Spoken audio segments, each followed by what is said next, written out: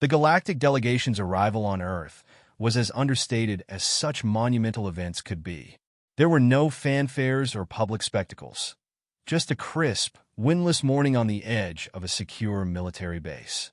The gray tarmac was quiet, save for the low hum of arriving alien ships, their surfaces gleaming like black mirrors against the pale winter sky.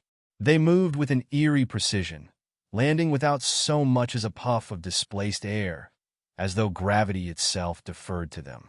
Captain Amelia Hughes stood near the runway, her boots planted firmly on the cold ground, watching as the ramps of the ships lowered. From them emerged the galactic delegation, representatives of over a dozen species, each more strange and elaborate than the next. The lead figure, Ambassador Glivic, a tall, serpentine being encased in a shimmering exosuit, slid forward with deliberate grace. His obsidian eyes, multifaceted like those of an insect, glinted as he scanned the human contingent awaiting him. "Welcome to Earth," Hughes said, her tone calm but clipped. She had dealt with alien diplomats before, though none with Glivic's particular air of skepticism. He looked at her the way a scholar might study a beetle in a jar.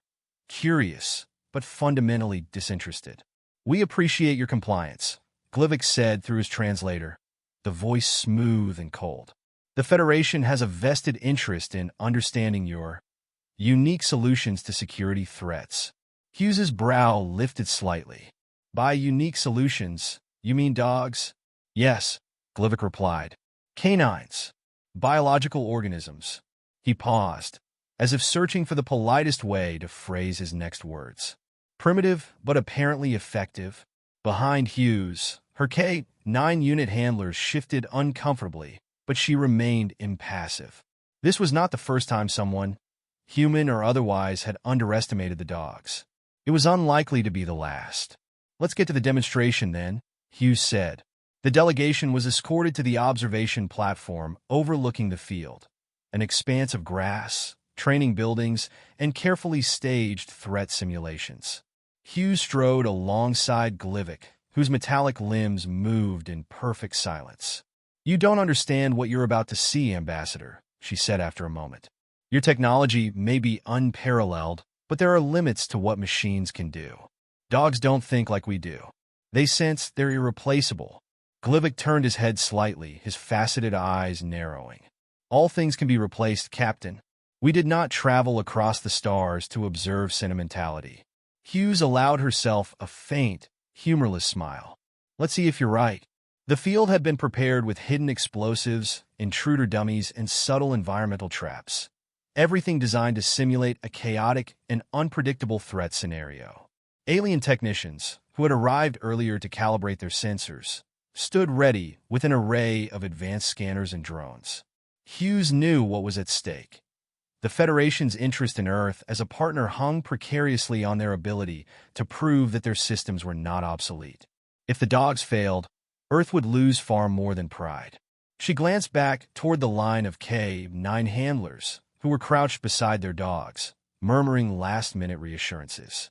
Each animal was alert, muscles coiled, their eyes sharp and steady.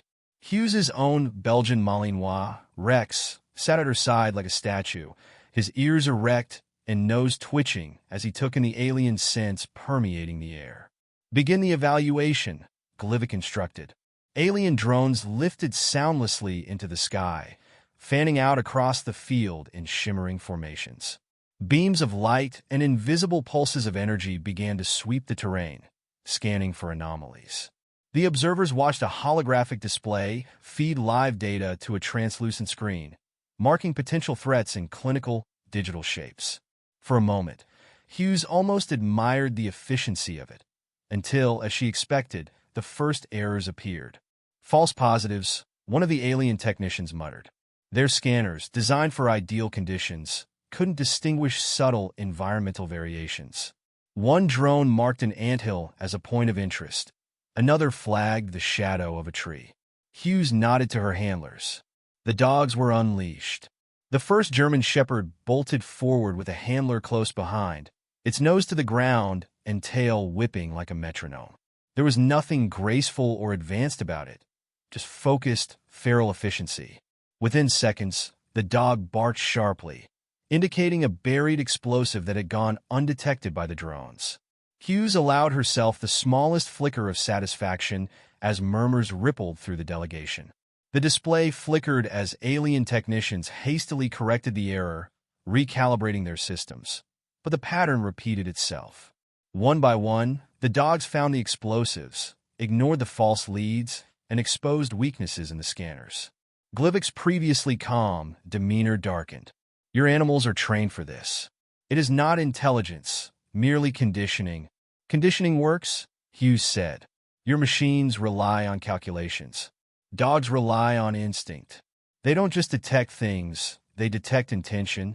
To underscore her point, Rex froze mid-run, his entire body rigid as he faced a line of camouflage dummies positioned near a far wall. His lips curled, a low growl rumbling from his chest. Hughes felt a prickle of unease. This wasn't part of the simulation. Before she could question it, Rex lunged forward and sank his teeth into the arm of one dummy, dragging it to the ground.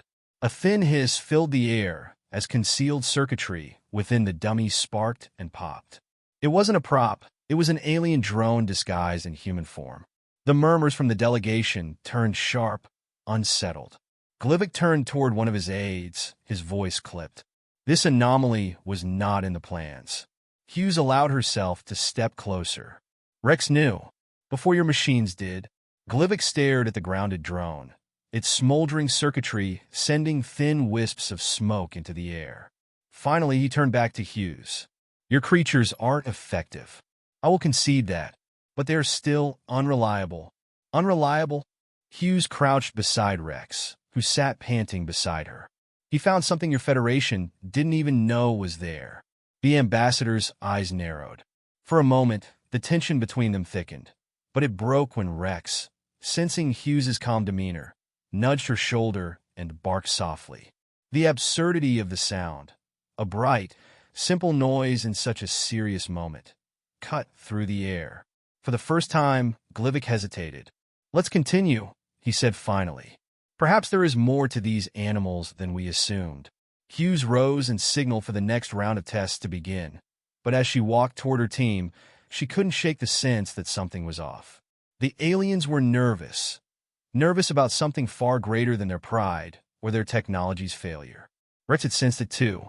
The testing field expanded under a dull, overcast sky, stretching into a sprawling simulation zone that seemed too ordinary to justify the alien delegation's anxious scrutiny. If not for the floating orbs of alien tech hovering above the ground, one could mistake it for a forgotten piece of farmland.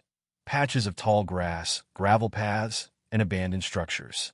Hidden in the landscape, however, were challenges designed to prove that Earth's primitive animals were no match for galactic technology.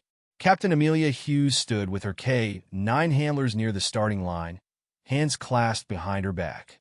Her sharp gaze scanned the field, though her mind was on Ambassador Glivik, who remained unervingly still at the edge of the alien observation platform. Even now, his towering form resembled a shard of black glass, perfectly silent, his obsidian eyes fixed on every detail of the unfolding test. Beside him, alien technicians whispered to each other in soft, hissing tones as their holographic screens displayed layers of data, streams of numbers and grids only they could decipher. The alien drones moved into position, dispersing like swarms of gleaming insects. They scanned, swept, and pulsed, projecting translucent grids over the terrain. To Hughes, it was overkill, machines so advanced they couldn't see the forest for the trees. No matter how precisely they mapped the environment, no matter how thoroughly they broke the world into numbers, they lacked one thing: instinct. Sent in the first unit, Hughes ordered. At her signal, one of her handlers jogged forward, the leash held firmly in hand. A lean German shepherd named Echo pulled eagerly at the lead, his nostrils flaring, tail swishing with readiness. The handler unlatched him, and Echo burst ahead, bounding into the field with single-minded intensity.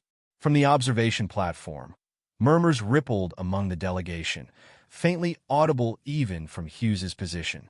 Your systems won't find it first, she muttered under her breath.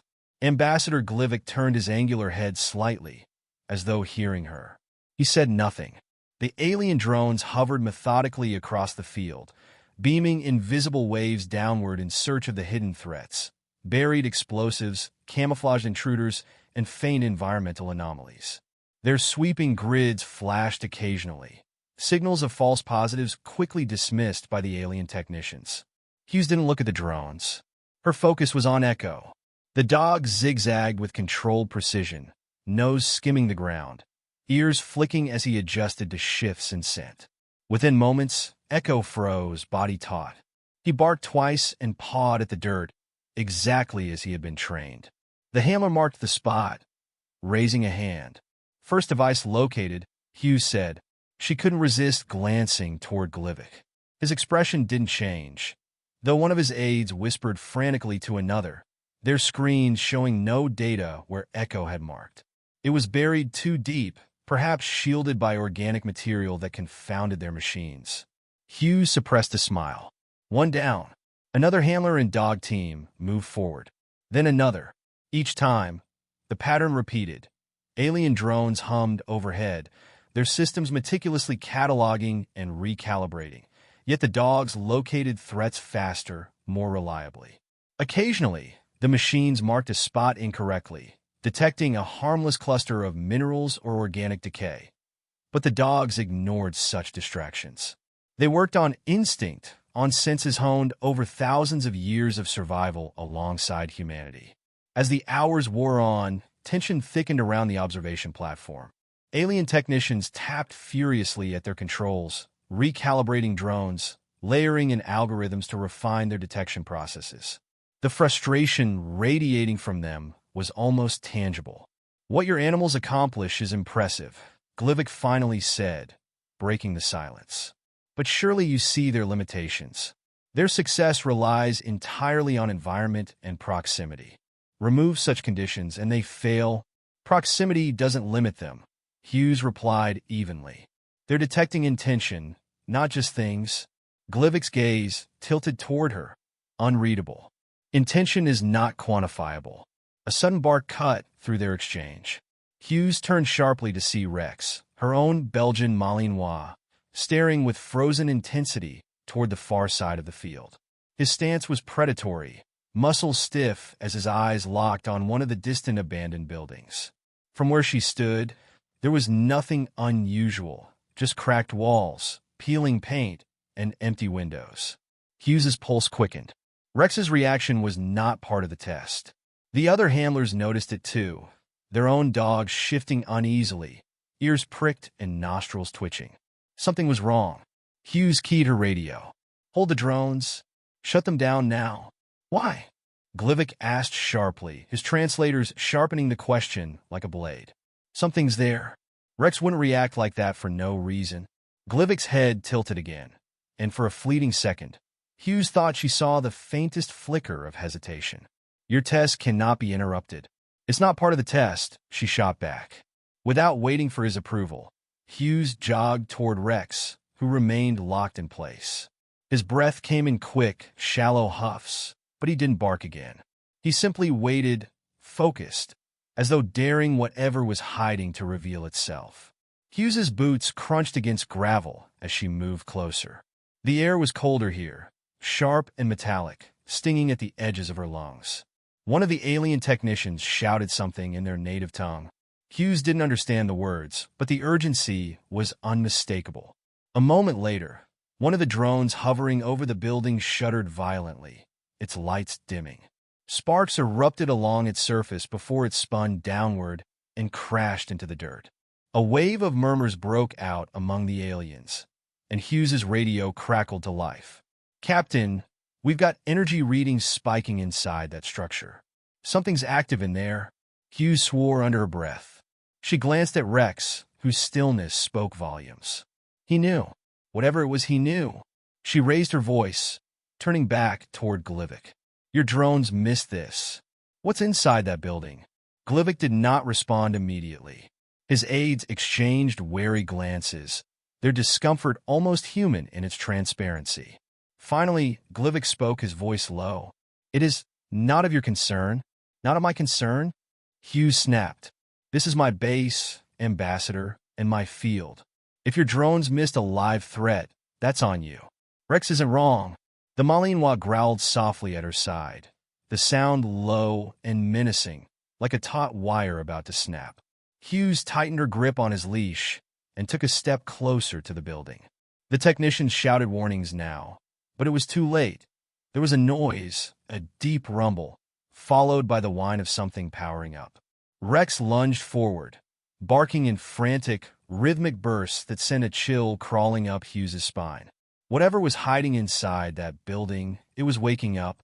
The drones flickered overhead as the energy surged. Hughes turned sharply back toward Glivik, who stood as still as a shadow. "What did you bring here?" she demanded. For the first time, Glivik's gaze faltered, just slightly. The quiet that followed was sharper than any sound. The building shuddered, a low vibration rolling through the earth beneath Captain Hughes's boots. The sound wasn't natural, too rhythmic, too deliberate, like a heartbeat magnified through steel and stone. Rex growled again, deep and guttural, his body taut, every muscle straining forward as though his instincts were pulling him into a fight he couldn't yet see. Hughes tightened her grip on the leash, a strange dread pressing at her chest like a heavy hand. Behind her, the galactic delegation descended into chaos. Alien technicians shouted in fractured bursts, their voices sharp and panicked as they scrambled to contain whatever had begun. Glivik stood motionless among them, his unblinking eyes fixed on the building, the eerie calm of someone who already knew what was coming. "Explain this." "Now," Hughes snapped, her voice like a whip crack in the cold air. "This situation is under control," Glivik replied, though his tone lacked its earlier authority. "Your interference is not required." "Not required?" Hughes barked a humorless laugh, cutting through the chaos. "My team is in your test field, my base is under threat, and whatever's waking up in that building has you scared stiff." She gestured sharply toward the other handlers, who were now pulling their dogs back with anxious urgency. "Tell me what we're dealing with, or I'll assume it's hostile." Glivik's many-faceted eyes turned toward her, glinting faintly as his translator clicked. "It is not for you to manage." A sudden pulse of energy swept out from the building, a pressure wave so intense that it rippled across the tall grass and slammed against Hughes like a physical force. She stumbled but caught herself, Rex still anchored at her side. Overhead, two alien drones sparked and fell like dying stars, their fragile bodies spinning wildly before slamming into the ground. Rex barked furiously now, his voice rising into sharp, aggressive bursts. Whatever was happening in that building wasn't some technological malfunction. It was alive. Hughes lifted her radio to her mouth. "Evac the field. Now, all units pull back." "Captain," a voice crackled back, confused and hesitant. "That's an order," she barked. "Move."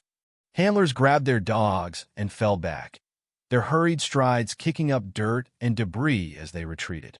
Hughes remained where she was, her eyes fixed on the building as cracks began to crawl across its facade. Bits of concrete broke off, falling in sharp bursts of dust and rubble.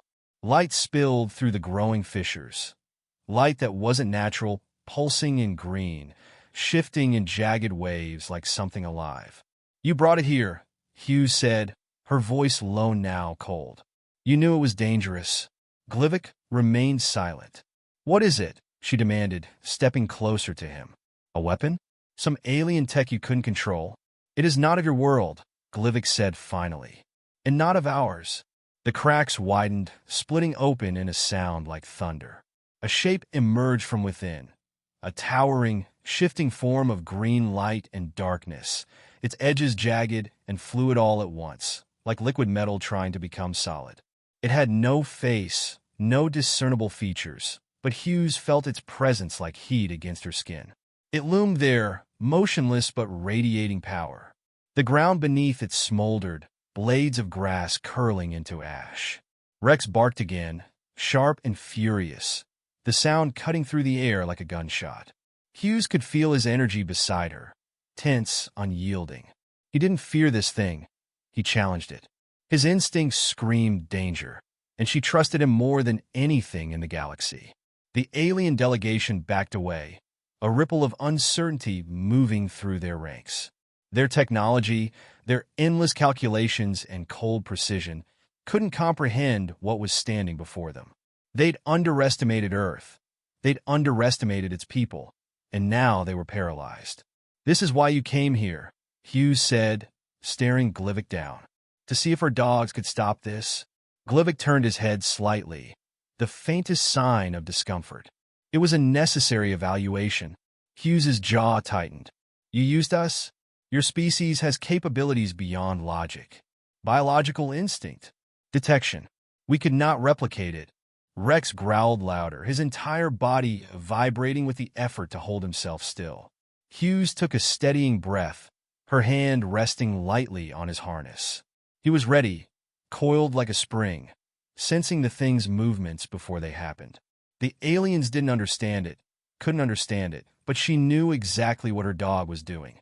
Rex wasn't just looking at the creature. He was feeling it, understanding it, unraveling it with a focus no machine could mimic. The green form began to shift, its towering silhouette shrinking inward, parts of it breaking off like shards of ice melting into air. It was testing them, Hughes realized. It was alive and intelligent, and it was searching for weaknesses. "Stay," Hughes whispered to Rex.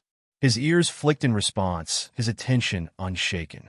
One of the alien technicians shouted something in their guttural tongue, panic rising in their tone as another drone spun out of control and crashed.